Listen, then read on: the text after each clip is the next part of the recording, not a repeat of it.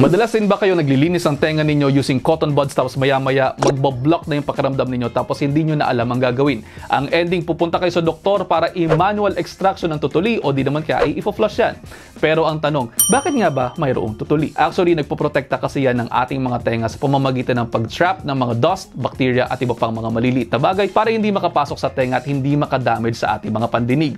Pinoprotektahan din yan ang balat ng ating ear canal para hindi mairita at hindi magkaroon ng infeksyon. Kaso, ang problema, may mga pasyente talagang nagpo-produce ng mas maraming earwax sa tenga nila at naninigas yan, kaya naman nagbablock yung kanilang mga pakiramdam. Minsan din po, ayun nga, napupush din po ng buds o ng paglilinis ninyo ang earwax ninyo kaya nagbi-build up. Pero wag mag-alala mga kapatid, sa earwax hindi po naman talaga dapat nililinis yan. Pag napuproduce yan ng glands ng ear canal natin, usually lumalabas naman yan sa opening ng ear canal at hindi ninyo kinakailangan sundutin. At ayun, almost 1 minute na to. I hope you're all 1 minute wiser. Pakipusuan kung may natutunan. See you next episode. Ingat.